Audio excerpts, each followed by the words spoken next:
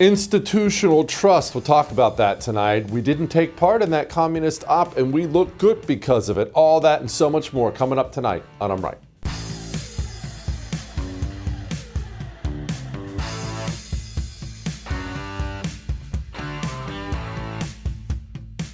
Let's talk about COVID, shall we? Let's stop. I promise this is a modern day show. You're not watching some rerun. But before we get to COVID and the reckoning we need, I think it's important to discuss something we've talked about before on the show. But because it's happening to our country, it's happening really to so many countries right now, we have to discuss it. We have to know what is going on. First, countries, all countries, no matter what size, are held up by their institutions.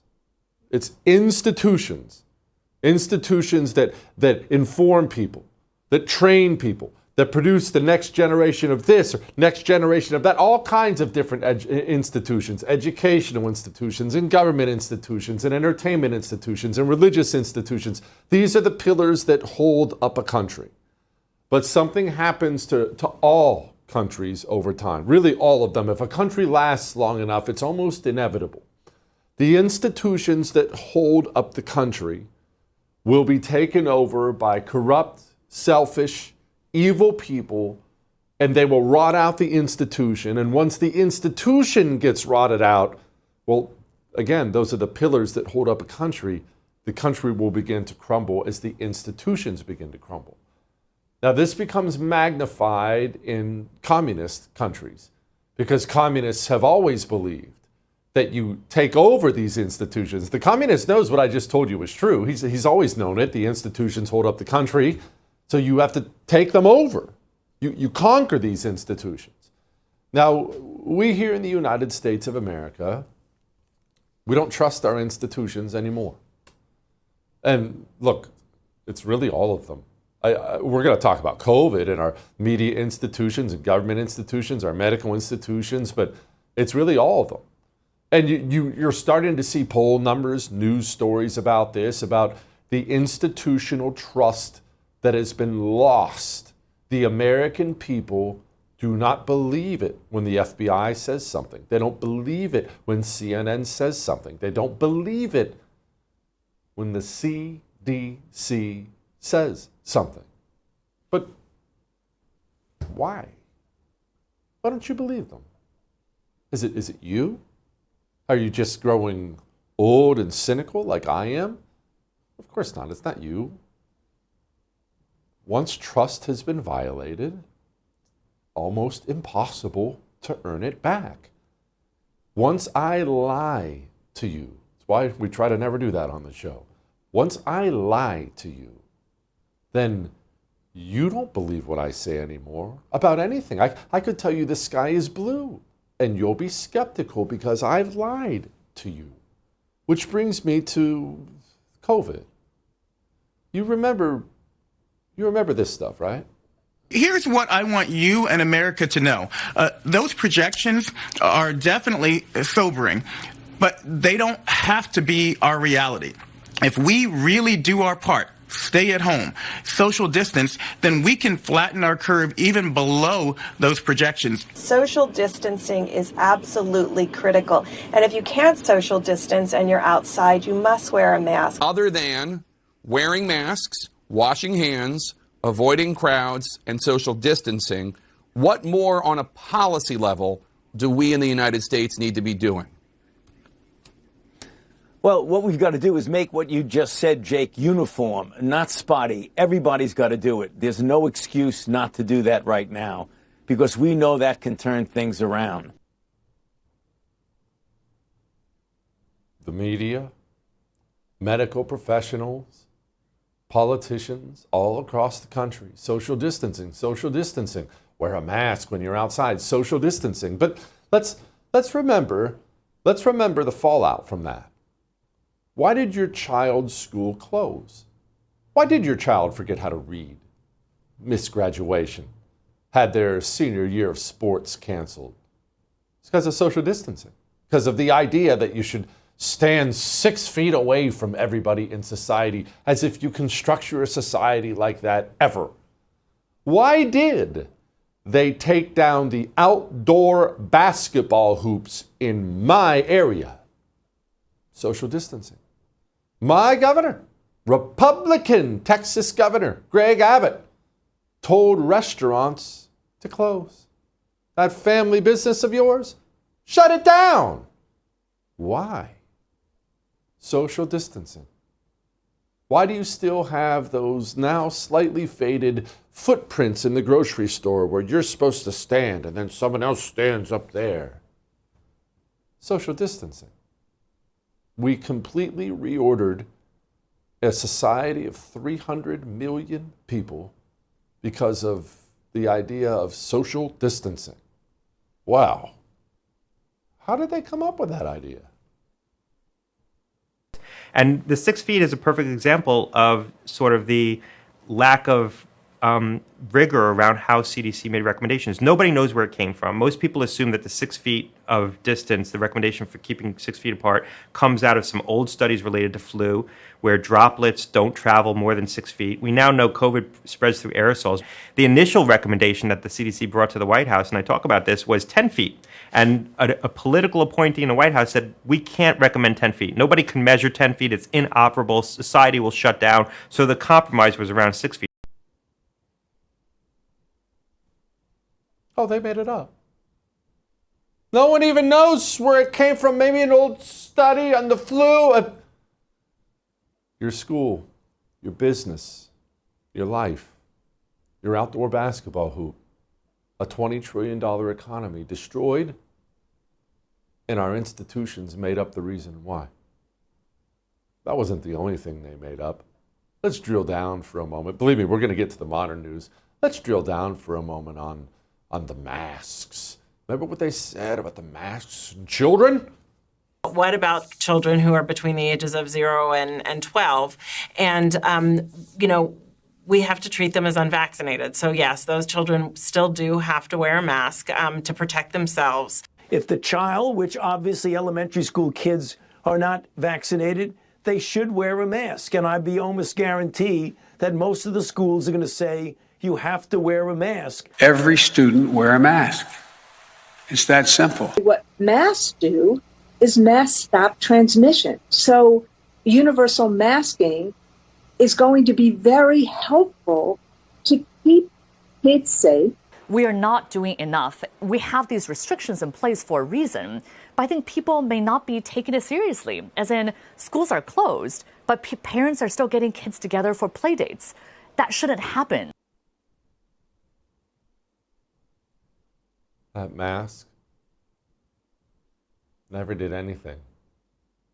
This cloth mask, this stupid paper mask with the holes out the side, the ones we all had to wear, didn't do a single thing. Ever. Didn't do a thing. And our institutions told us we had to do it. Otherwise, you'll spread the virus. Yes, the paper mask does a lot to stop the microscopic virus. But it wasn't just the distancing. It wasn't just the masks, you see. The vaccine. See, the vaccine, interesting they even called it that. They told many, many, many lies about it, which we'll get to in a moment. But initially they told us that they couldn't trust it. You couldn't trust it. It took place under Donald Trump. It's Donald Trump's vaccine. And then the second it came out, they told you really should get it. You better get it. You should get it. Then they tried to tell you you had to get it. Then they tried to fire you if you didn't get it. And they insisted it was safe. They insisted it was effective. They insisted it was safe. They insisted it was effective. Over and over and over and over and over again, we had this propaganda. The thing that went right was the investment over decades in the basic and clinical biomedical research that allowed us to make a vaccine in unprecedented time of less than a year that turned out to be safe and highly effective. They are safe and so effective. We know that vaccines are safe and effective. The data is so compelling that these vaccines are safe and effective. Vaccination not only prevents you from acquiring severe illness, but we now know with certainty that it largely prevents transmission. My gut feeling is that these vaccines prevent infection and therefore will prevent transmission. The vaccine not only prevents people from getting sick, it also prevents transmission of the virus from person to person. We're vaccinating so very fast. Our data from the CDC today suggests, that vaccinated people do not carry the virus, don't get sick, and that it's not just in the clinical trials, but it's also in real-world data. FDA just announced 10 children that they know of so far died from it. Remember that children were never in any kind of danger from COVID-19. It was not at all a disease that affected children, just was not. And yet the institutions you should be able to trust repeatedly told you that you had to go get Aiden, Jaden, and Braden injected with something experimental, and it killed children in this country. Killed children. The reason I wanted to do this little rant before we move on and talk about so many other things is a huge reason institutional trust is broken and gone in this country, and I don't see it coming back, is we have never had a reckoning for the endless lies told to the American people who've been harmed physically, killed, economies destroyed, personal livelihoods destroyed, education destroyed. We have never had any kind of a reckoning. Almost every person you've seen in these videos is wealthy, prosperous, moving on. Many got promoted, retiring in luxury. They all had that golden parachute after destroying institutional trust and destroying your life. Do you remember this video from the New York State Department of Health? When I talk to my friends and family, I say, look, I got vaccinated and I got my kids vaccinated. What more do you need to know? Every single member of my family is fully vaccinated and boosted. I would never recommend something if I didn't think it was safe for my own children, and my children were vaccinated as soon as they could be. As the kids in my practice say, I am vaxxed to the max. I have 3 kids. I have vaccinated all of them. I would never do anything to my children that wasn't perfectly safe. One of the doctors in that video, I want to make sure I read this, just received the prestigious Lifetime Achievement Award for advocacy on behalf of vulnerable children. The institutions you should be able to trust lied to your face, destroyed your life, and then gave each other awards for it. We need a reckoning. All that may have made you uncomfortable, but I am right. We're going to talk about Republicans and accountability with Wade Miller next. But you know what? If I have to give some sort of a thumbs up to the COVID era, at least it caused so much distrust with me in the medical industry that I have sought out natural solutions to prevent me from having to go to the doctor. That's a big part of why I take cowboy colostrum every morning. Cowboy colostrum, I put 2 scoops of it in my coffee every morning. I have the chocolate. They have vanilla. They have strawberry. I get the chocolate, so I essentially have a chocolate cup of coffee in the morning, but it's not there for the flavor, although it is delicious. My gut feels so much freaking better. And every day, I'm serious, I think about it every day when I'm having that cup of coffee. I think to myself, good, maybe this puts off that necessary doctor's visit for a little while longer. Go to cowboycolostrum.com and use the code JesseTV. We'll be back.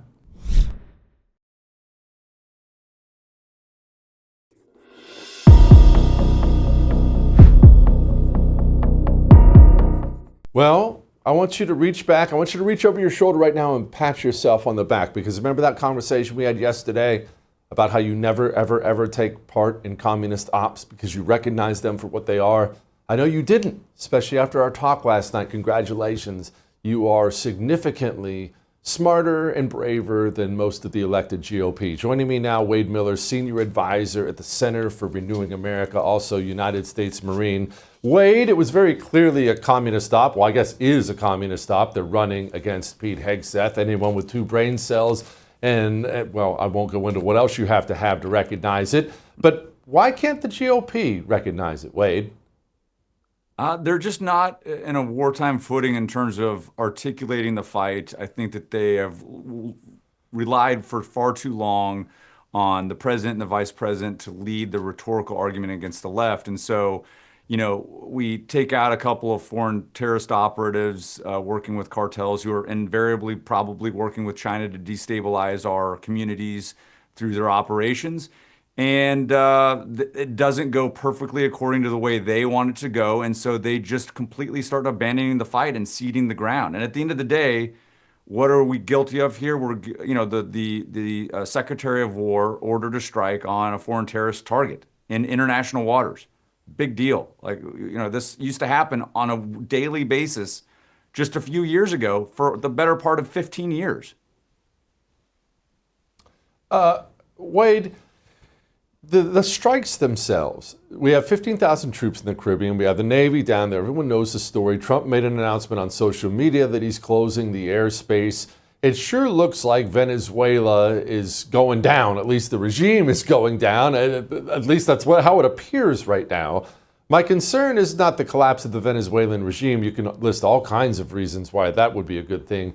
My concern is how the Trump administration is going to sell this to the American people, because the American people are done with foreign policy. They just are. Mm-hmm. They don't care about Ukraine. They don't care about Afghanistan. They don't care about Israel. They don't care about Venezuela. They don't really care about Mexico. They care about the price of burger, and it's hard to make them care about anything else right now.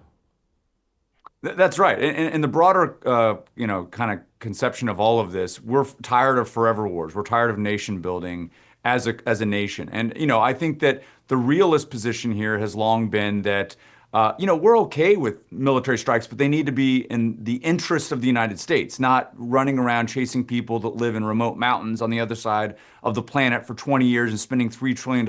And by the way, not actually achieving the mission. They're still there and still control everything. And so I think that if they're going to move forward on this, I think that one of the things that they need to do is articulate the direct nexus to the U.S. interests. In other words, we're not isolationists, but we need a good reason. And if in lieu of a good reason, I think that there should be some restraint here. And perhaps, and look, this is part of the brilliance of the Trump administration, is sometimes they flex muscles just to try to avoid a broader conflict. And maybe that's what they're doing here. Or maybe there's intelligence assessments that would support this. But I do think that if we're going to engage in another significant military operation against a foreign nation, there needs to be some conversation about why that is necessary and why that is in our best interest. Wade, do you get the impression the Trump administration, I know you have great sources on this stuff, that they want to go in, that they're afraid to go in, that they're hesitant to go in? What do they want versus what they're doing right now? It's always tough to ascertain. But if I have to guess, my guess is that Trump would like to flex some muscle here to try to force the regime to voluntarily make some changes. He does this through tariff policy. He does this through other means as well. My guess is that they don't necessarily want to go to war, but my guess is that they probably have some intelligence reasons, some information about operations that they are either ongoing or coordinating with, perhaps with China, ongoing active efforts to destabilize American communities through fentanyl trade, et cetera. And maybe they've had enough. Maybe they've said 100,000 Americans dying a year is enough and we have to put a stop to this. And maybe that's part of their rationale. But my guess is they would like this to end through coercion instead of actual force. But depending on what their objectives are, if that can't be met through coercion, perhaps they're ready to use force, but perhaps not. And that's part of the strategic ambiguity of the Trump administration, is we actually don't really ever really know what he's willing to do. And that's a good position to be in if you're a United States president trying to exert foreign policy influence. Yeah, it is. Let's switch gears here. Today everybody's an immigration hawk in the GOP. Everyone talks about deportations and things like that. You actually put up a wonderful social media post with some receipts. When we were bringing in as many Afghans as we possibly could into the United States of America, it wasn't every Republican standing against it. Far from it, was it, Wade?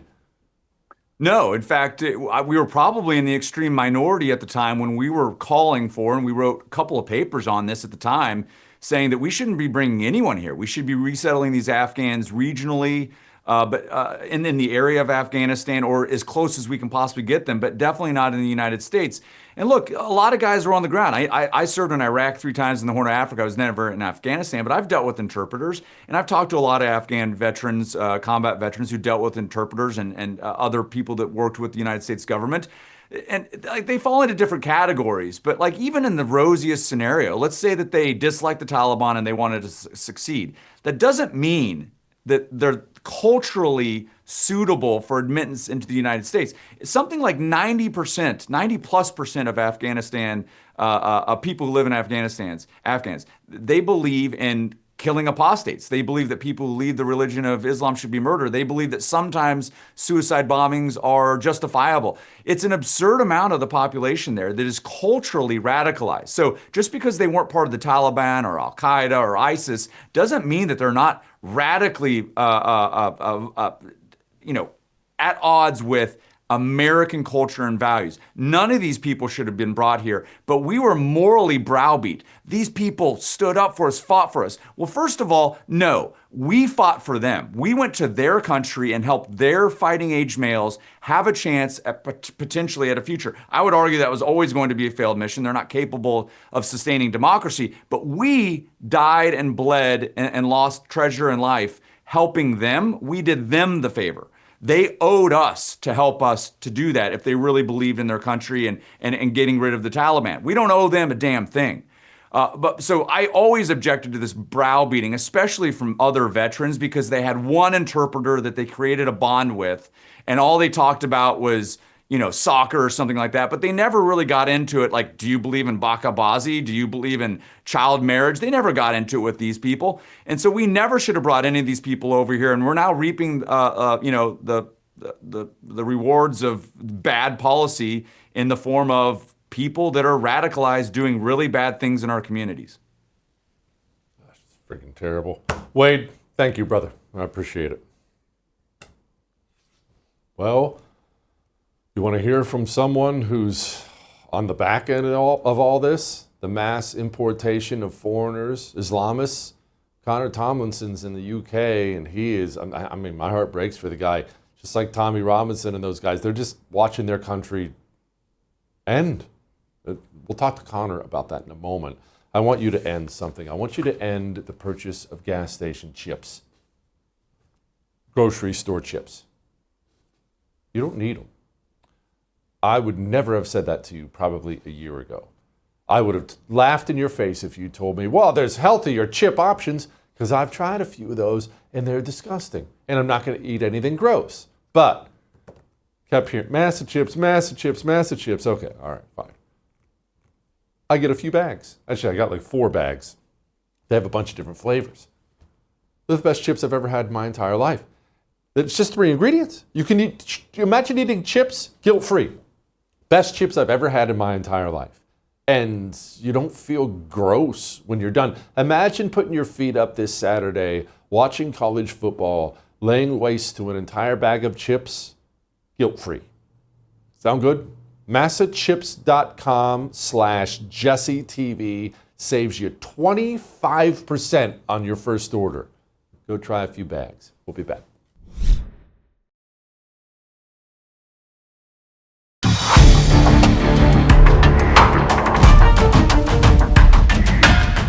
You have lost. You lost. The mistake that you made is you let us in the first place. See, that's the thing with brown people. And I'm going to say this as a brown person. There's a lot of us. Like a lot. There's like 1.2 billion in India. There's more than 200 million in Pakistan. There's like 170 million in Bangladesh. Those are just the people there. I'm even talking about the folks who are expats or immigrants. There's a bunch of us. And we breed. We're a breeding people. And the problem is you let us in 1965. There were a few of us beforehand. But once you let one of us in, you know what happens with brown folks? Our grandmother comes, our grandfather comes, our uncle comes, our aunt comes, our cousin comes, our second cousin comes, our third cousin comes. Then we have kids, a bunch of kids. I want you to realize this. You have lost. Your story is a shitty story filled with misery. It's filled with bland chicken. It's filled with terrible, terrible dry meat. Your music sucks. All your culture sucks.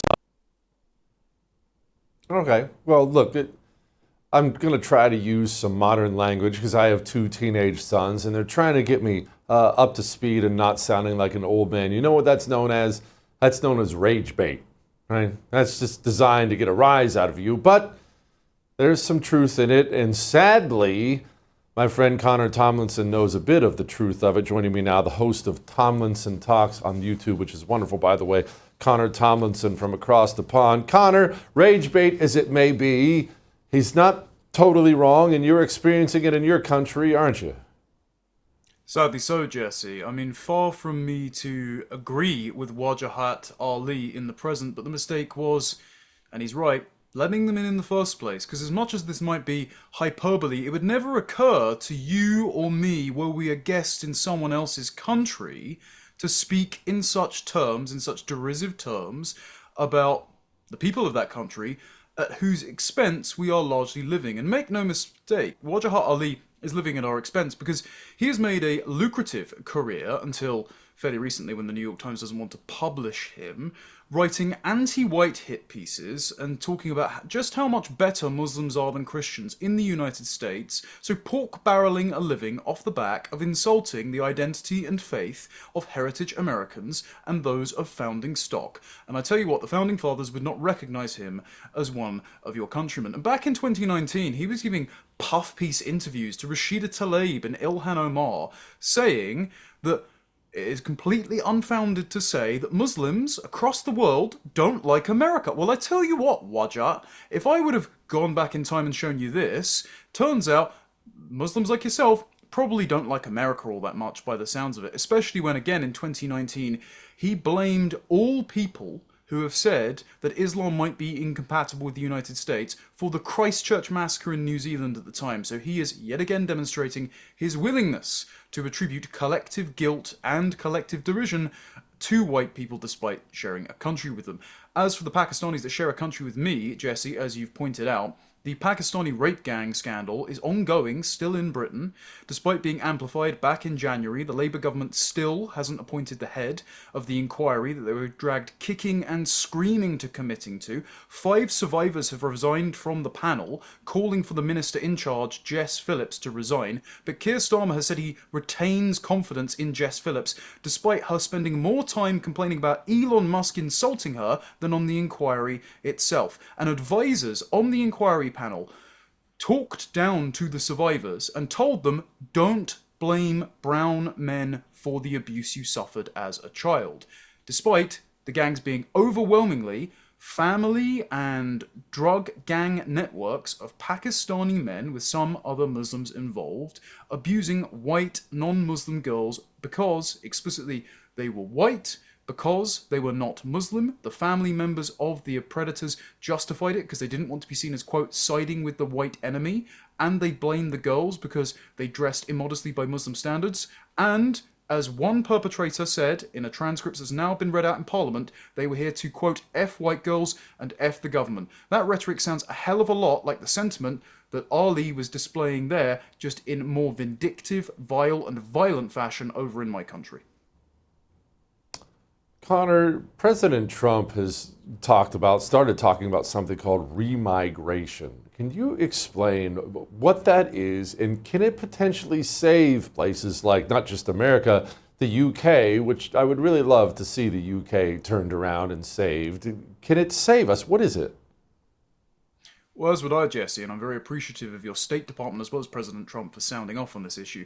Remigration, if you go to Wikipedia, you would assume that it is a form of ethnic cleansing by white Europeans of minorities in their countries. So one would then have to ask, why was it not ethnic cleansing when unwanted immigrants came into our countries and pushed us out of our ancestral homelands, including London, which is now minority English. We don't actually know the share of English people living in London, but according to Piers Morgan, that's all totally fine, so he can eat his authentic curry. I don't think the food was worth all the rapes. Remigration simply means, in its most fair definition, the reversal of mass migration and unwanted demographic change by returning people, whether they arrived illegally or legally, who are not wanted in the country, to their nation of origin. And by that process, restoring sovereignty over the host nation to the indigenous population, reversing a kind of vindictive ethnic cleansing, the type that Ali, in the previous clip, seems to gloat about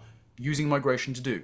He sees migration as a form of demographic warfare on behalf of his co-ethnics. Well, I don't like losing a war, thank you very much, so we will opt for remigration to secure the security of our people instead. And so President Trump has said he is going to pursue a policy of reverse migration, remigration, for at least 19 of the countries listed on his travel ban list, stated earlier in the year. I would think he should add Pakistan and India to that list too, because they are third world countries. They exert a lot of ethno-narcissistic leverage over your domestic politics with the H-1B issue or Mr. Ali's presence in your country, and you can always leverage military aid that has been restarted to Pakistan after the aid ban earlier in the year in order to do that. But also the State Department has said, and officials have gone on record and said, the era of mass migration must end for Canada, the UK, the US, Europe, New Zealand, and Australia. And they sent out communiques to both their embassies and to the heads of governments in these countries to say,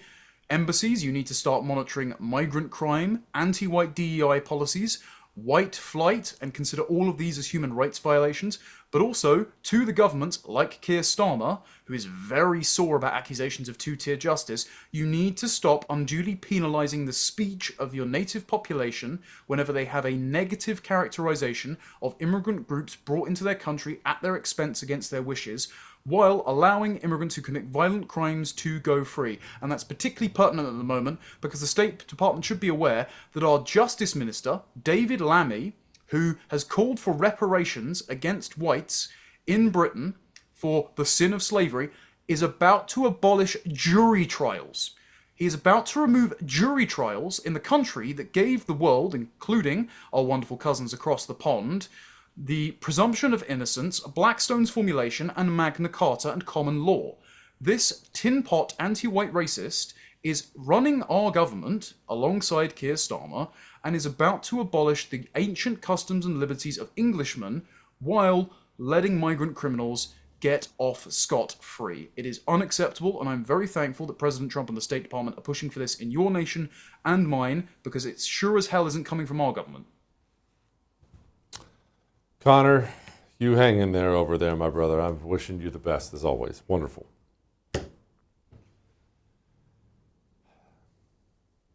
The problems sometimes, look, I go through the same thing you go through. Sometimes the problems, they seem insurmountable. They're not insurmountable, remember that. I have to tell myself that too. Some things take time, that's all. If you're 300 pounds and you want to get to 200 pounds, it's not an insurmountable problem. But you're not going to take care of it tonight. It's going to take time, all right? We'll keep working on it. Anyway, let's talk to Kay about that because she fled Britain. Before we talk to Kay, let me talk to you about the night I had. I was up fairly late, I guess for me. It was almost 10 o'clock. It's kind of wired. Wife and I were talking about it. It's kind of wired. I don't know why. I was worried I wasn't going to be able to sleep. Made myself a little cup of hot chocolate, though. A little cup of hot chocolate from Beam. It's called Dream Powder. And it's not drugs, 100% drug-free. But there are natural things in it that just kind of get you relaxed and ready to drift off to sleep. I sleep like a little baby when I have it. I think I slept for 10 hours last night. You want to sleep like that? Shopbeam.com/Jesse Kelly. We'll be back.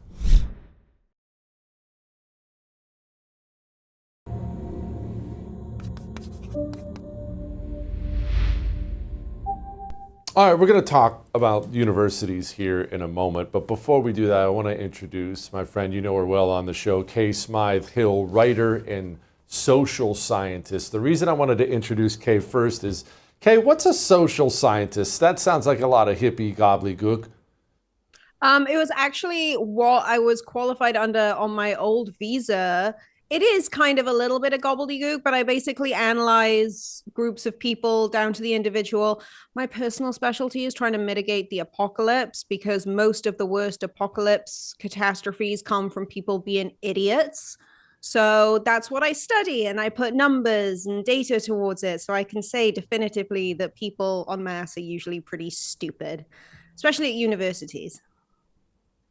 Yeah, I'm glad you brought that up. Speaking of stupid idiots who will probably bring about the apocalypse, let's talk about college-educated women, because these young women go to college and their motherly instincts, which are wonderful, are preyed upon by evil, filthy communists, and it's twisted and turned, and they turn them into the mother of the communist revolution, and it's freaking awful what happens to these young women, and then they hate themselves the rest of their life. What happened at the University of Oklahoma, by the way?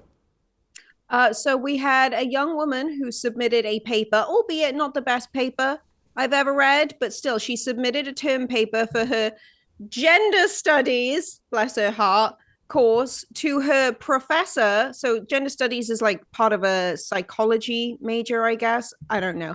Again, another reason why university is officially a waste of time and money these days and very stupid.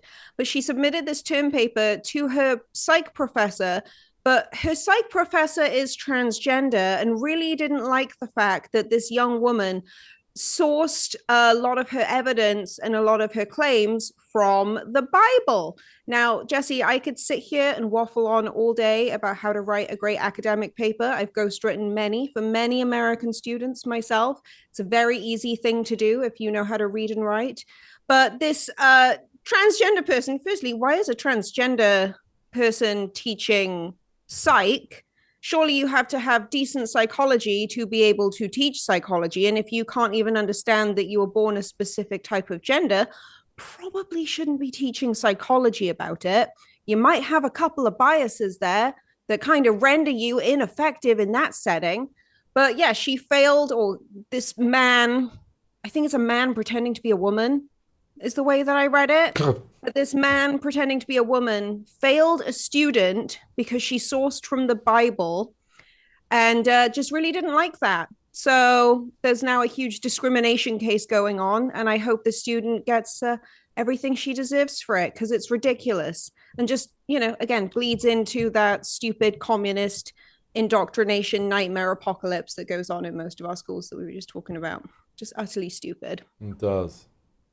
It does. And it's weird that she'd be a psych professor. Shouldn't she be focusing on the kids who are undecided?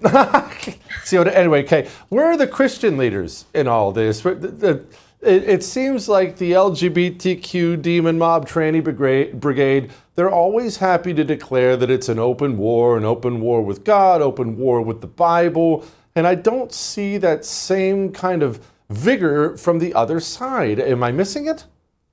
Well, I think the other side, like all of us Christians, when you don't put yourself as your own God, it's actually a lot easier to live and be happy. So, Jesse, I was part of that liberal sort of social, stupid, university educated type woman that you were talking about right at the start of the show. Actually, it was living in California that made me realize what an absolute lie that side of the political spectrum is, for myriad reasons, not just because of the way that they treat women. But it wasn't until I really honed in on my relationship with Christ that I ended up finding a type of peace that really can't be irked upon by people who parade around claiming to be, you know, the opposite gender to the one that they were at birth. You know, they sort of all fall into the same category that call us all like Nazis and fascists for having different opinions to them. It's kind of like a water off the duck's back effect. And so while I do think that it is a huge responsibility of Christian leaders to step up and protect young people from this indoctrination, we do have a lot of great schools in this country that do that. You know, GCU, Liberty, all of these different great universities that are Christian driven. We need to have it more normalized. And I don't really know what the answer is to that yet. I just pray that every single young woman goes through what I went through, has that sort of like come to light moment, gets red pilled, finds Christ. And it literally took, I think it took less than like 2 years for me leaning into my relationship with Christ. I met my husband.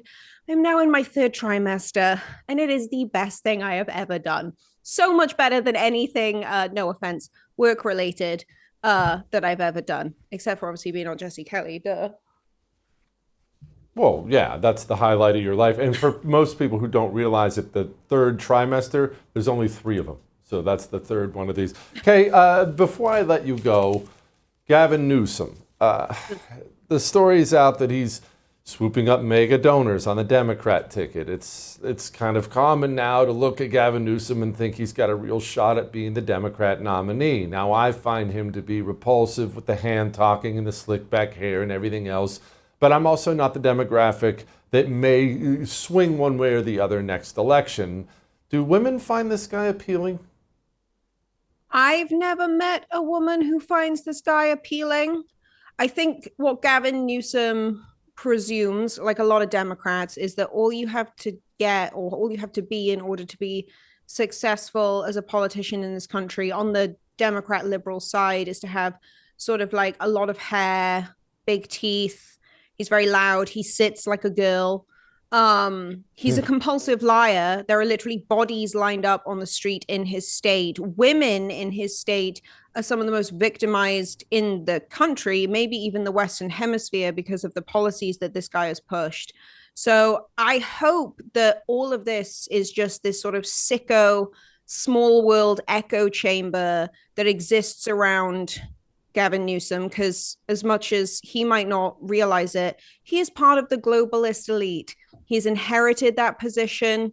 The only reason that he's sweeping up these donors is because there is literally no one else on the Democratic side right now. They're all actually more repulsive than him, if you can believe it, or just ridiculous and silly. Like, who's that one that's trying to get headlines right now? Cory Booker. No one believes anything that he's going through right now. But I think with Gavin Newsom, he probably believes that he has an appeal with women. In reality, that's not there. And I think if there were any women who were into it, it's those stupid elder boomers who don't get affected by the policies he pushed because they live in their private gated communities and they're sort of like the 6 viewers left watching like MSNBC and CNN and stuff like that. So, you know, like en masse, no. To answer your question, no, he doesn't have an appeal amongst women. He's repulsive and he hurts women with his policies. It's that simple. For those who don't know, she's talking about Cory Booker and his beard. Okay, thank you so much. I appreciate you. Lighten the mood. Next.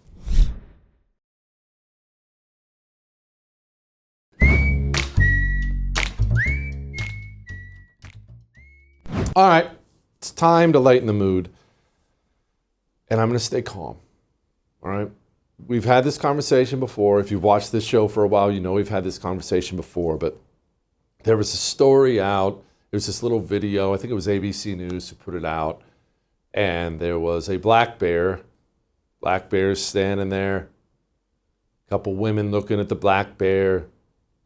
One young lady kneels down and feeds the black bear. So I just need to explain once again. Please, please hear me on this. Disney movies are fake. I know that you want to believe that as soon as we look away, that the animals, the lions get together with the zebras and they're talking and they're doing a little dance number and they're having fun together and they have these emotional relationship dramas and they're so fun and look at how squishy he is. I understand. I understand that a generation of Disney movies has taught people that wild animals are in fact human. They're human, just with more fur. Look how cute he is. The black bear will rip your freaking face off. And I mean that in every possible way. Black bears will kill you like that. They are wild, vicious animals with brains the size of a blueberry. All they know is to eat, sleep, and mate. That's all they know. I promise, no matter how much food you give the black bear, he just doesn't want to snuggle with you. He's not going to talk to you. I swear, he won't talk to you. You can't choreograph a dance routine with him. He's a wild animal. Please stop approaching wild animals. Please. I'm begging you. All right? I'll see you tomorrow.